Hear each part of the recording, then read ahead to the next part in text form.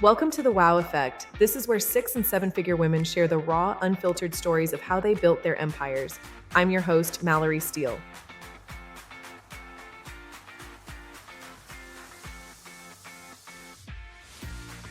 The room is ready. Let's get into it. Gwenaele, welcome to the Wow Effect podcast. I'm so excited to have you here and really excited to have this conversation with you, and wondering if you can kick us off and just share a little bit about who you are as an entrepreneur. What does that mean to you? How did you kickstart your entrepreneurial journey? It's funny enough, it's actually quite a difficult question because for many years I lived in South Africa, working as a trade commissioner for the Canadian government. And I used to, obviously my job was to help Canadian entrepreneurs to do some business in Africa.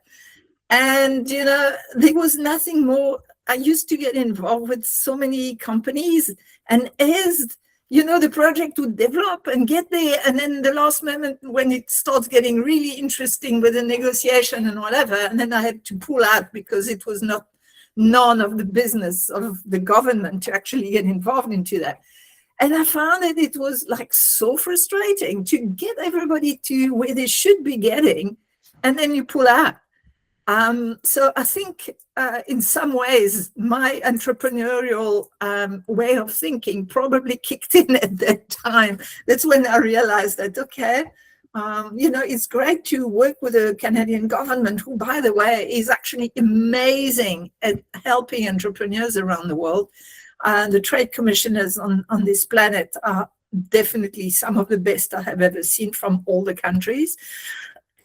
And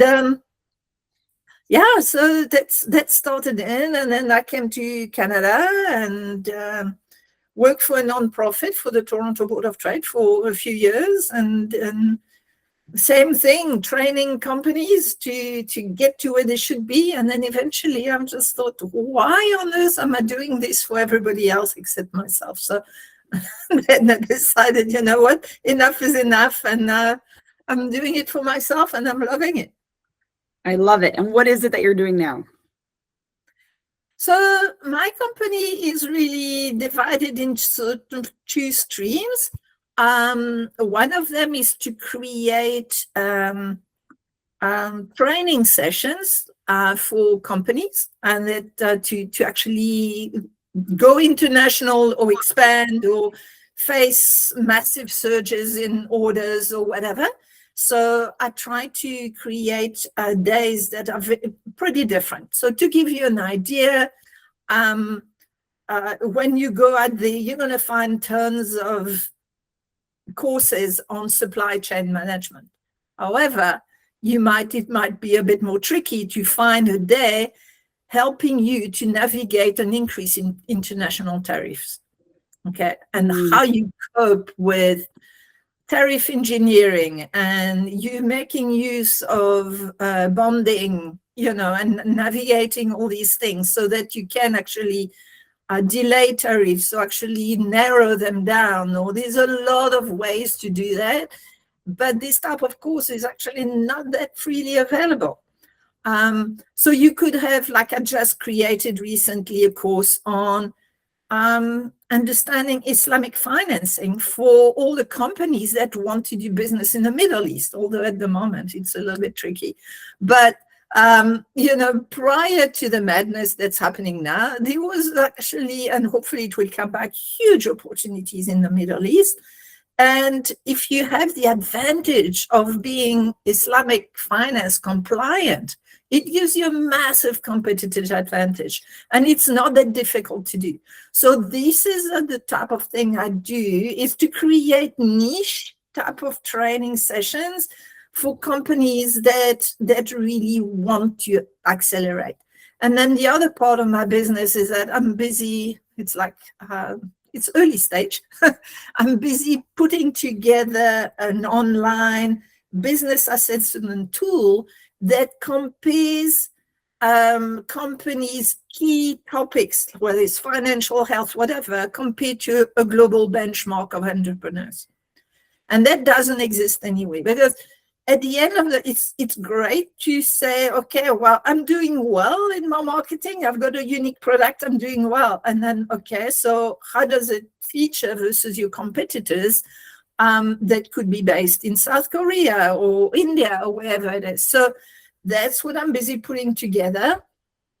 It's quite tech driven, so I'm relying on young people to do it. And then it's really trying to get a picture of, okay, where is my business doing in all these key areas and how I am featuring versus the like benchmark of the top 10% of companies. And that's really important because you could be thinking, okay, well, my company is doing great. I'm fine. But there could be a small aspect. Maybe it's risk exposure. Maybe is in AI integration. Maybe it could be any small part of my business we're actually lagging behind, and it could actually help you to actually just to focus on that to actually move forward a bit more. So that's what I'm busy, the two streams of what I'm doing at the moment. I get mesmerized by you. I could just listen to you all day. I love it. You're just I'm very tired very quickly, but that's okay. Ask my kids. No, I love it. And you help me expand my knowledge and my capacity. And you talk about international business and you're so well versed in this, but to a lot of business owners, maybe if they're smaller, or even if they're founders and they've taken it to even 7 figures, going international is like a dream. Like they don't even know where to start. Do you have any recommendations on like who is ready to go international, or at what point does it make sense to even have that conversation with you? Well, I would go the other way around. Is like, does it make sense not to go internationally? We have 32 odd million people in Canada versus 7 billion. I mean, why on earth would you stay here? It just doesn't make any sense, right? So okay, I'm happy you flipped that. I like that. I like that you went that way. So it's just, and you would be amazed. I mean, in Canada, unfortunately, we have a lot of trade barriers between provinces. And you'll find it sometimes actually much easier to sell outside the country than to sell to another province.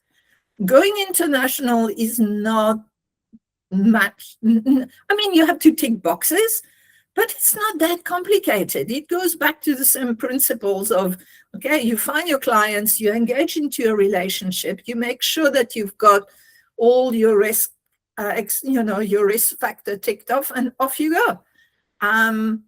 It's, especially now with technology. I mean, obviously e-commerce has been going on for a long time now. But, going international, e-commerce is a perfect example that you can deal beyond borders and be super successful. It's just staying in border to me is, okay, you have to practice just to make sure that you're not doing anything stupid. But staying local is really clipping your wings. It doesn't make sense to me. So good. I'm so glad you went there. I want to rewind a little bit because you mentioned something earlier. If you're able to share any examples of, you said that working in South Africa, there were so many deals and negotiations happening that almost got across the finish line, and then suddenly it would pull out. What are maybe some examples you could share of like why would a deal fall apart? Oh no, the deal didn't fall apart. It's just, as a government person, it was not my business to get involved in private deals. Okay. So the role of the Canadian government outside of Canada, the Trade Commissioner Service, is really to put you in contact with the right network, making you aware of the trade barriers or the trade opportunities or this type of stuff, like help you build your network and help you understand, what you shouldn't be doing from a cultural or legal perspective. But once the company has engaged with a few people, as a government person, it's not your job to actually get involved into private negotiation. It doesn't work that way. It's not the government role, right? So that's when I had to say, okay, good luck. I'm delighted you managed to get, the right partner, and that's it. But then from my perspective, that's when the stuff starts getting interesting, right? So that's where I found out that I was really interested in getting into actual business as opposed to working for the government. Tell me more. Which part gets interesting? Which part do you love? The people, getting into business it's like a wedding. It's like a marriage. You have to have the same values. You have to have the same goals. And, international trade, you travel, you meet all sorts of interesting people, you meet different issues, different problems, and you try to solve them. And it's like building a huge puzzle. You have the overall picture in your head, but then you have to find the right pieces to fill the holes. And I like that aspect of nothing is ever concluded. There's always evolution. There's always the things that comes, the opportunity around the corner, and it's fun. That's what trade is about. It's just fun. I love it. We have the same perspective. I don't like to commit to something if it's not going to be fun. Yeah, I mean, there are too many issues around life to be depressed about without having to add a ladder of cream on top of it. So no, just business is fun. You should have fun in life, and then you'll be successful, because who doesn't want to have fun? Absolutely. You mentioned that you're relying on people for the piece of technology that you're developing out as part of one of your branches in your business. Why are you so good with people? Like we've had other conversations, and I really admired some of the things that you shared that showed that you were a great leader. And I think there's a lot of women stepping into new leadership roles within their business who do have to kind of let go of that control and rely on other people. What advice would you have for them? I think the key to that question is to realize that nobody knows everything. All right. I've got some strengths, but I've got a lot of really bad points. And why on earth shouldn't I use all the skills that are out there? There are so many really talented people, and I don't want to try to pretend that I know better than them. Sometimes I use that analogy. If I've got a toothache, I'm not going to go in front of the mirror and try to pull out that tooth myself, right? I'm going to go to the dentist, who is an expert and is actually going to fix it. It's not my job to try to fix, to use stuff that I don't know about. So I've got, we know that most of the time, and there are exceptions to this, people who are under 35 tend to have much higher level of creativity than people my generation.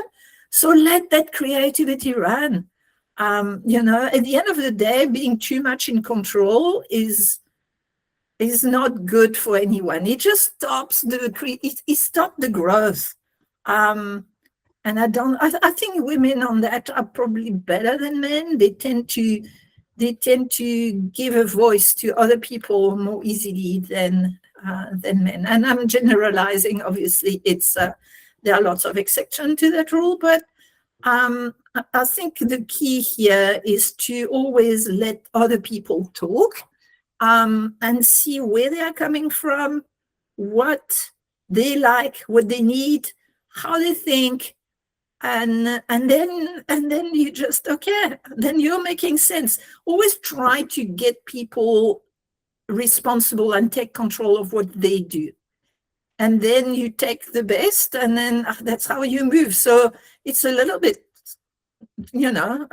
grabbing what's the success around you, but that's how I see it. I just let people show you what is right and what is wrong, and be prepared to to challenge it and to challenge yourself. At the end of the day, because you and I, we've accumulated so much experience in business in skills and all sorts of things that, yes, you probably find at the end of the day, you will not, let me switch that off. You will probably not be allowing everything to come in the picture, and you will end up making the decision yourself. And maybe it will be, and very often it will be the same decision as you would have taken before you consulted with those people. But at the end of the day, you will have allowed all those people to have a voice, to feel confident about expressing themselves, about coming with new ideas. And out of 20 ideas, there could be one that will be good and 19 to put in the garbage. And that's okay, because that one idea could be really making the difference. So it's all about listening to the people around you and how you can leverage all that knowledge and skills. So good. My head just went somewhere. Is around like how can companies compete internationally? And in our last conversation that we had, you shared, well, it's maybe in Canada you can compete on price, but when you go international, that's not even a thing, right?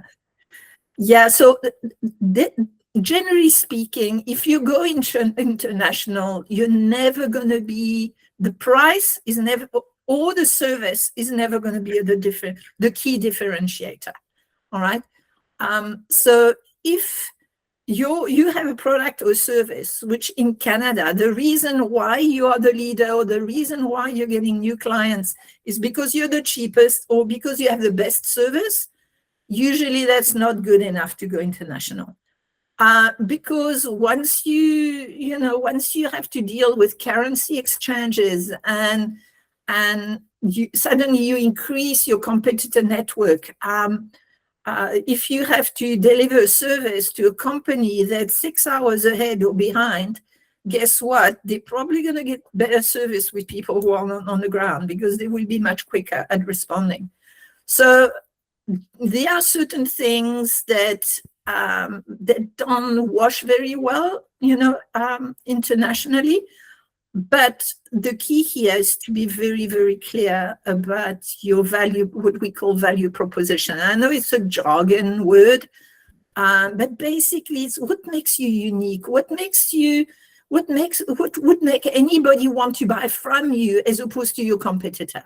Why are you different? Why are you bringing something new or something that is going to really alleviate the pain or of a potential client, or is going to really make them make so much more money? So it's really, and value proposition does not apply to everything. You could have a different value proposition for each service, each product, each market, each customer. It fluctuates to make it sure. We always go back to this: listen to the market, listen to the end customer. That's always the best. Like the same way I was getting, listen to your colleague, listen to your other generation, listen to the people who can help you. Listening is a key quality, and I think we should apply it much more often at all sorts of level. So that's how I see it. Really good. You and I love to travel. And I'm thinking about again, people starting out in international business. Do you recommend that they travel to the place where they want to conduct business, or they can conduct it all from wherever their home base is? Definitely option A. If you're not prepared to travel, don't even bother go international. I think we have a culture, generally speaking, in North America, where you can do business through email exclusively, or Instagram, or whatever it is, basically without ever meeting the person. That's the exception. Most of the world is built on relationships. So, and depending on where you want to do business, that period of time could be short or much longer. You have some cultures where you have to go and visit people 3, 4, 5 times and make friends with them before that eventually they will actually start making an order for you. So the upfront inlay of money is quite high. But the good news is that once you've got a friend, then it doesn't matter what happens to you, they will be your friend for life. And even if your competitors come with a much better prices, whatever, they will stick with you. So it's really, I see that more as an investment into the relationship. But yes, international business is all about relationships. And I would like, if you are serious about a country, you need to find the right partners on the ground and you need to visit them. If you can't do that personally, you need to have an agent or somebody who represents you that's going to actually develop that relationship. You don't have to do it yourself, right? But it's the personal relationship between your company and the customer is critical if you want to become really successful internationally. And again, I'm not talking about, I'm not talking Google here, services that people buy without ever meeting the people from Google. I'm talking about, the relatively smaller size businesses. It's important. If you want to go international, and you should in many instances, take advantage. There are lots of trade missions that are organized by the federal government, by the provincial government, sometimes by the city. I think last year, the Ontario government alone organized more than 90 trade missions around the world. So there are lots of them. So register, and they put together B2B meetings. So they do all the groundwork for you. So take advantage of all these. You're paying taxes for it. Take advantage of it. That's what your taxes are being used for. So don't let them run with it without actually taking benefit of it. That's so good to know. Quick pause for a second. If you're loving conversations like this is exactly the kind of energy we build inside the WOW Collective. It's a community of women growing serious businesses and doing it together. Now let's get back to the conversation. I always look for an excuse to travel, and I love, that's my perspective too. I'd rather make friends in person, even for myself, even if it wasn't for me trying to sell to that new country. But so I'm glad you shared the same, because then I'm traveling. Yeah, and if you go on a trade mission, and that's on a smaller side, don't put your plane tickets on the day and back of the same trade mission. That's a complete waste of opportunities. So if you're going to go on a trade mission that really says it's from the Saturday to the Wednesday, well, make sure you include the next Thursday and Friday inside your trip, because during that 2 days, during the 3 days of the mission, put together a meeting telling people, I'm going to go and visit you in your factory. I'm going to take you out for lunch, whatever. The 3 days of the mission is when you build this relationship, and then you reinforce that the 2 days after the mission. And these 2 days are really critical, because it will set you apart from everybody else than the person on the ground have bumped into the conference or the trade mission. So take advantage of it. That is such a great point. That's such a great tip.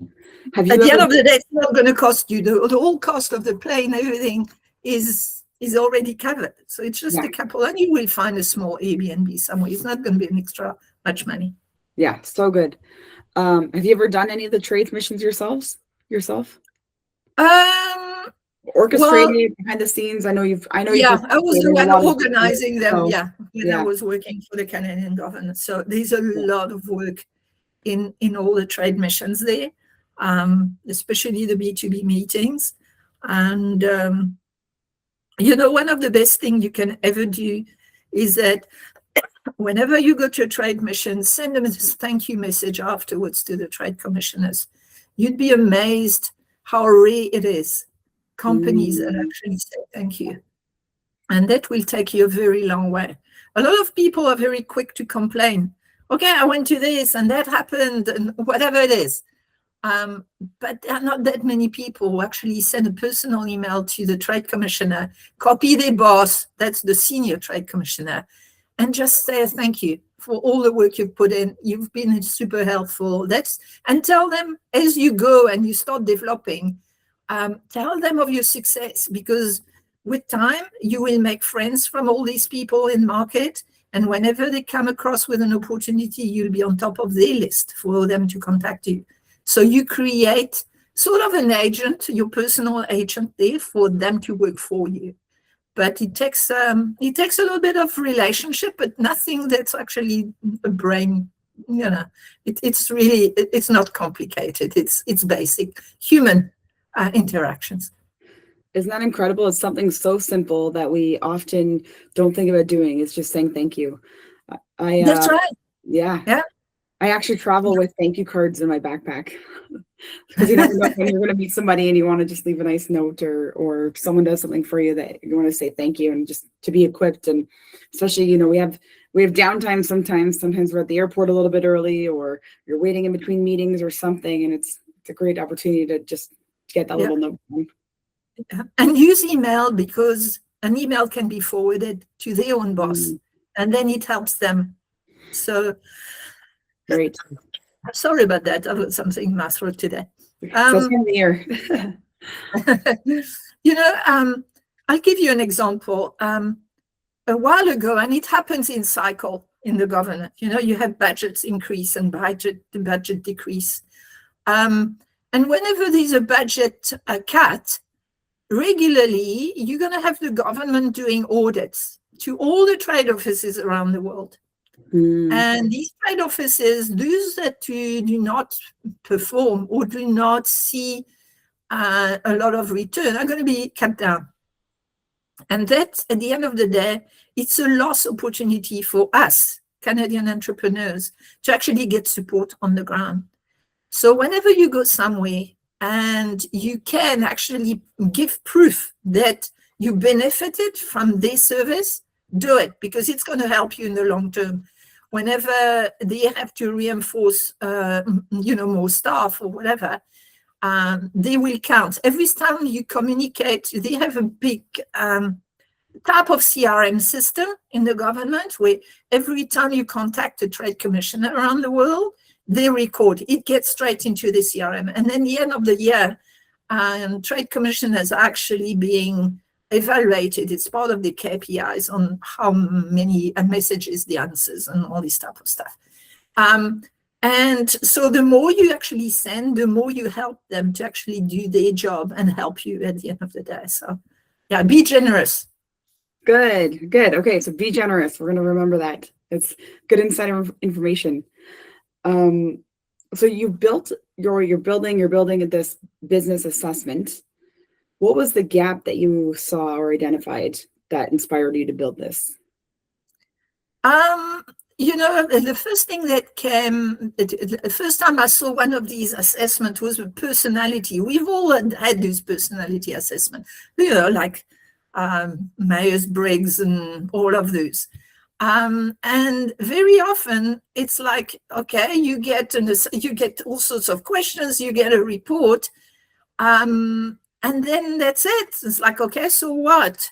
And very often it doesn't tell you how you compare with other people. Okay, like, okay, I'm a female, my age group, with a business that size, and I operate in this country. So how do you actually, how do I feature, how do I perform compared to people in the same type of profile? So that's where I came in. It's like, okay, when you do business, okay, you're selling widgets, or you are a design studio, or you are a web marketing creator. It's like, you don't want to be compared to Coca-Cola. Who cares? All right.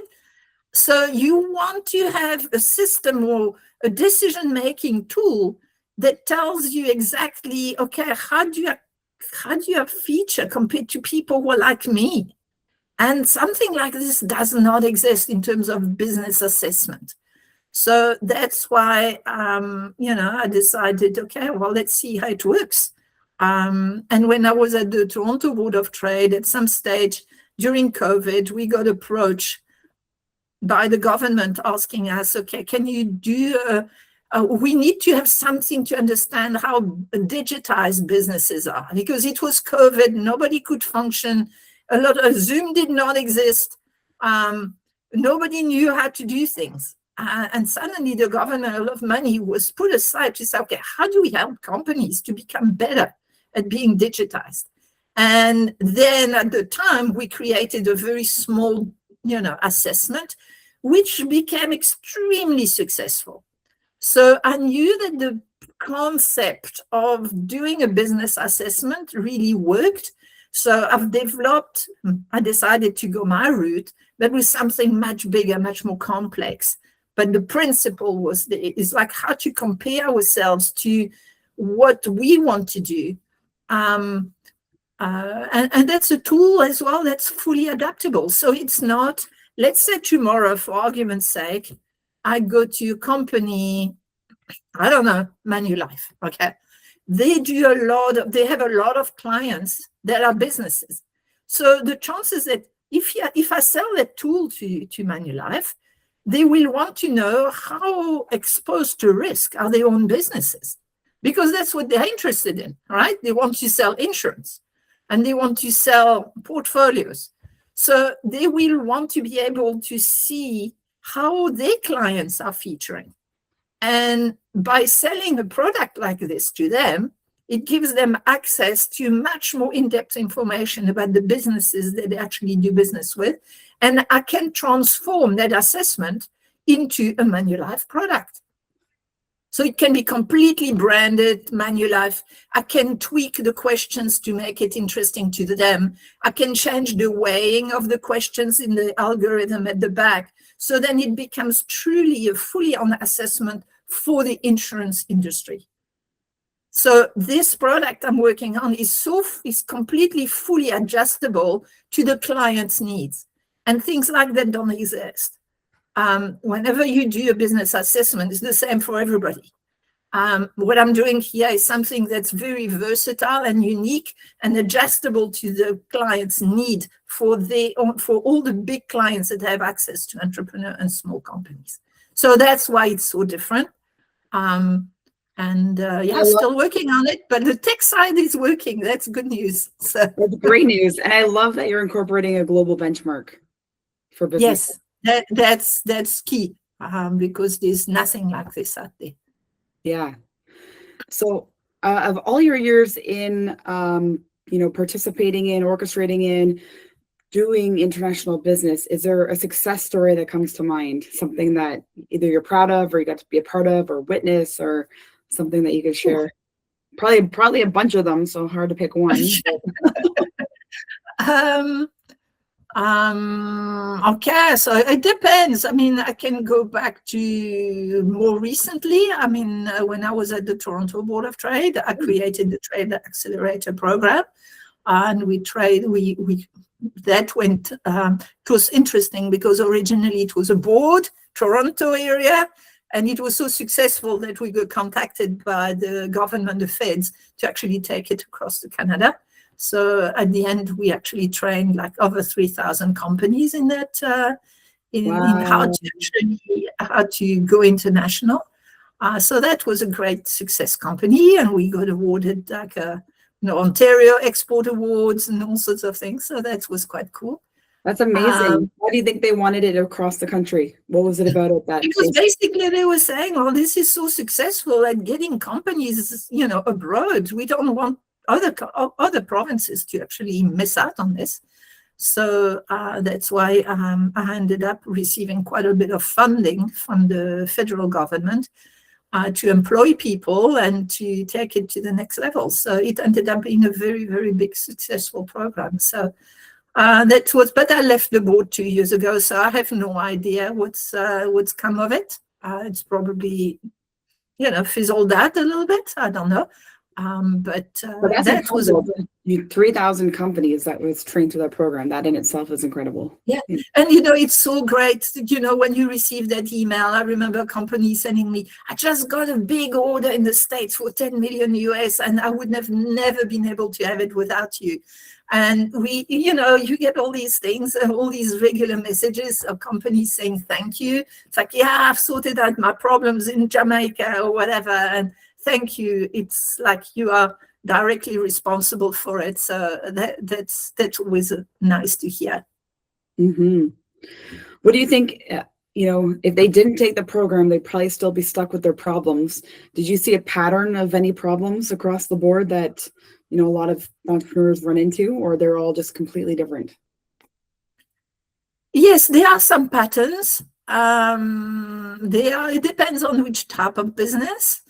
The first one I would say is like very often in Canada, we are very good at having companies that invent something. So they have something unique, and then they grow, and they bring in the son or the daughter to run the business, but they never know how to let go of control. And as a direct consequence, the business stops growing because it doesn't market change, and you have to grow with the market. And if you stay where you are, you basically go backwards. So that's a big one. The loss of ability to let control go and to absorb new ideas and new people. That's a big one. The second one is a lack of putting things in writing. There are so many companies that do not have a business plan. It's just every time I shake my hand and my head, and I'm like, why? If you have and it's so easy to say, yeah, but I know I'm going to do it. And until you put it in writing and become very thorough, you miss out on certain potential risks. And it's really important to put your ideas, to have a business plan or an export plan, and to update it, to make it a living document. It's not something you write, it goes on the shelf. It's a living thing. So regularly, once a quarter, whatever, you go back through it and say, okay, what were my goals and objectives for this quarter? What did I do? Did I achieve what I wanted to do? How did the market, are they still relevant? I had these objectives. Maybe they're completely different now because the market is different. So I have to adjust those. So, make a business plan, a written living thing that everybody's got access to in the company, so that people have a clear understanding which direction everybody goes at the same time. That's a big one. Another one I would say is trying to do too many things at the same time. If you go international, you should narrow it down to 1 or 2, maybe maximum 3 markets, unless you're in e-commerce, that's different. But generally speaking, don't try to spread your resources too thin across too many markets, because at the end of the day, you will do nothing properly. So focus on one market, get it going, and then a year or 2 years down the line, then you can add one or not. But don't try to approach 3 or 4 markets. When people are telling me, I want to go to Europe, or I want to go to Latin America, I'm saying, really? So you go to one market, you go to one place, and then you grow from there, and test the waters and allow yourself to do some mistakes. So then when they are not going to cost you a little fortune. So the focusing is really important. And then finally, the last advice I would say is get help. There's a lot of help out there. Don't try to do everything yourself. There's a lot that you can do. There are so many incubators, accelerators, economic development agencies, government, so many people out there that can actually help you for free. So it's really important to build your network, get out there, get to know people, and that will make a huge difference to the workload that you're having. That's really good. I was picturing a waterfall when you're saying stay focused. And I tell people a lot, even when they're, broken focus within one country for 10 different businesses, and they get this idea and it's like squirrel, there's another idea. But when you break that much attention, even your dollar, your time and your attention allocation, but also your dollar allocation gets split as well. So it's like, where's all this money coming from? Or if you just like did one thing really, really well, and then get that one thing to feed your next thing and your next thing, but get it to the point where it's stable and self-running in that market. So good. I agree. Talking about squirrels, I read a little interesting facts. It's like squirrels, they gather all the provisions for the winter, and they actually end up collecting eating about only 10% of it. Oh. So they put it in all sorts of caches, they hide it away all over the place, and then they forget. And then they lose track of it. And they ended up, so if you think of that analogy, it's like if you spread your resources all over the place, they're just going to fall into a deep hole, and you're going to lose the efficiency of most of them. So focus on one part and then go that route, and then you will have a much higher efficiency rate than if you spread yourself too thin. I love that analogy. I haven't heard that one yet. That's good. So I'm going to wrap us up with one question. If you were to go back to your younger self, maybe when you were first starting out in international business in this industry, what do you wish your younger self knew at that time? Stop worrying what other people think. Be confident in yourself. You will get there. And yes, there are going to be hurdles, but it's part of the journey. And at the end of the day, the people that I knew at the time, I might have stayed in touch maybe with 1% or 2% of these people. So why did I think it was so important to be popular or to listen to what they had to say? Because at the end of the day, they had absolutely no impact whatsoever in my journey in itself. So I would say, stop worrying what other people think and just channel your passion and just go. And I think as women, we have the tendency to always worry about, but what if somebody thinks that or says that? It's like, okay, so what? So, I said I would wrap this up, but I have one more question. You just triggered a memory for me. So as women, and I love that you said this again in our previous conversation, as women, we need to stop not just being women, but like just show up for the job, show up for the thing, right? Do you remember what I'm talking about? Yeah. You say it better than I do. So just I just think that we need to stop looking at ourselves as women. We are business persons, all right? We are doing business, and we are doing business into a multicultural, multi-gender, multi whatever world with lots of opportunities. We're dealing with people, and it doesn't matter who they are and what they look like, or if they are men or women. At the end of the day, if you're confident in yourself, in what you want to do, if you're passionate about your products or your services, you will get there. It doesn't matter whether you're a woman. It's we are part of a big group, and we all, you need lots of drops of water to make a glass, and we are part of those drops, and we are not any smaller drop or bigger drop than the next one. So. So that's how I don't see myself. I mean, I know I'm a woman, and I'm but when I go into the room, I don't see myself as a business person, not as a woman. So I think that we need to be confident and just go forward and have fun. I love it. I'm so grateful for you. Thank you for joining me today. Thank you for all. You're welcome. Thank you. Okay. And you know what? If anybody's got any question, they are most welcome to reach out to me. I'm always happy to help out fellow business people. Appreciate that. If they want to take your business assessment and maybe they're thinking about doing international, where would you like them to reach out to? Well, as I said, we are still building it because we have to carry on building the global benchmark. Yeah. So I've just in the process now putting together a big proposal. for government funding to help me out with the tech side of things. The tech is working, but I want to make it better, bigger. Yep. So I'm hoping that within 6 months I'll be able to actually launch it. Okay. I love it. We're excited for you, and we'll be celebrating that launch with you. So Thank you. I will come to WOW and we'll have a party. yeah. Awesome. Thank you so much. You're welcome. Have a great day. Bye.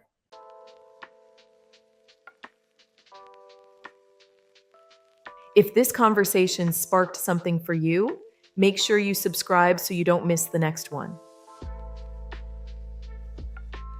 This is The Wow Effect. See you next time.